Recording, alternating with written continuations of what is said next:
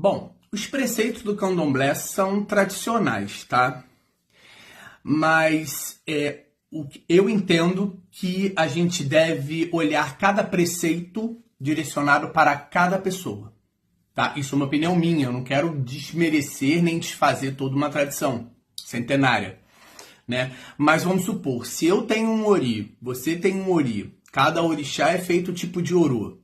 Por que na hora dos preceitos você também não abre o oráculo e pergunta que tipo de preceito? Porque preceito, que eu entendo, são interdições, e essas interdições vieram através dos odus, né? Interdição não tem nada a ver com o orixá em si, tá? Tem a dizer com a energia de Odu.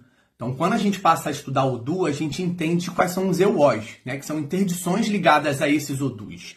E a maioria das interdições do candomblé é ligada ao Odu Ejilaxeborá. Eu vou explicar por quê. Como o sacerdote Vichocô, ele trouxe com ele a sabedoria e todos os conhecimentos dos Odus, né? E ele era um iniciado de Xangô, ele era do culto de Xangô, e ele tinha o Odu Ejilaxeborá, né? E ele tinha as interdições dele e da família dele, porque sabe-se que hoje em dia, sabe-se que em África, se eu cultuo tal orixá, a minha família também cultuará, certo? E esse Odu que traz as interdições, eu até tenho anotado aqui, de comer animais de mangue, feijão branco, abóbora, coco, jambo, carambola, sabe?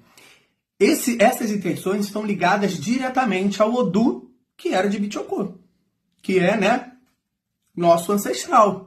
Então, assim, não é uma coisa que não tem nada relacionado a Odu e preceito. Foi uma coisa do candomblé. Então, essas interdições são algumas interdições ligadas ao Odu Ejilaxeborá, tá? Que você vê que todas elas são ligadas ao candomblé de Queto, né?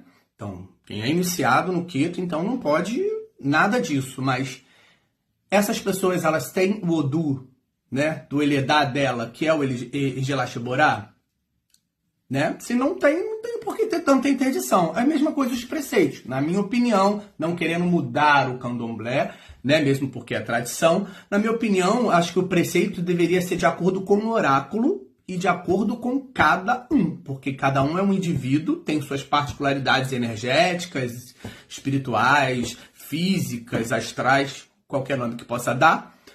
E também tem que ter os seus preceitos em si, né? E não simplesmente ser igual porque sempre foi igual.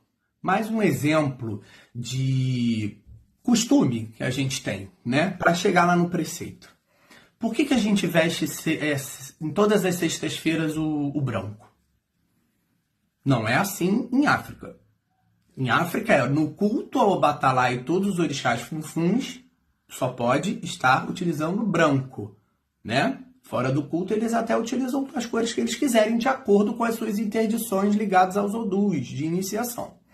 Agora, os malês que foram escravizados, foram trazidos para cá, para o Brasil, então eles tinham sim essa cultura de estar usando sexta-feira, se eu não me engano, uma túnica toda branca para cultuar Alá. Porque eles também eram muçulmanos, né? Então, assim, eles vieram de terras africanas, mas eram muçulmanos. Então, isso foi introduzido no candomblé. Vamos falar mais da polêmica, do preceito. Como eu disse anteriormente, na minha opinião, os preceitos deveriam ser adequados a cada pessoa, tá? Vamos lembrar, há tempos primórdios do candomblé, a gente não tinha o desenvolvimento social, econômico, como sociedade, tudo como a gente tem hoje em dia. Ah, tá, mas existe isso, a tradição é dogma, as pessoas têm que saber antes de entrar. Concordo. Eu não estou desmerecendo, nem quero invalidar essa tradição. Eu só estou falando a minha opinião, o que eu acho, né? Então, depois que você faz, né, todos os seus orôs, os rituais de iniciação, você já está purificado, né? Porque a gente também tem que parar com essa visão de puro, de santo, que é tão cristão e não tem nada a ver com o orixá, né? Que o orixá não é santo, né? Vamos parar com isso, né? O orixá, ele viveu, inclusive, aqui em terra, para conhecer todos os fatores humanos.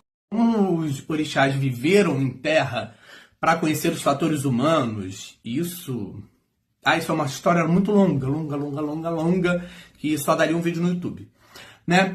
Pra gente parar de santificar e botar uma coisa muito purinha na gente e no orixá, tá? Mas vamos lá, preceito. Você passou 21 dias recolhido, tem 7 dias de Oxalá, pá, não sei o que lá. Cara, quer estar mais purificado, mais conectado, mais transicionado de situação antes e pós ritual do que esse?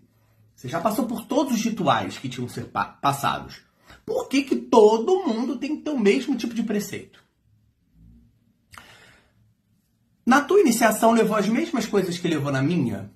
Peraí. Rito é uma coisa, ritual é outra coisa, né? O rito é o mesmo, iniciação. E no seu ritual de iniciação, passou a mesma coisa que foi no meu? Vamos pensar.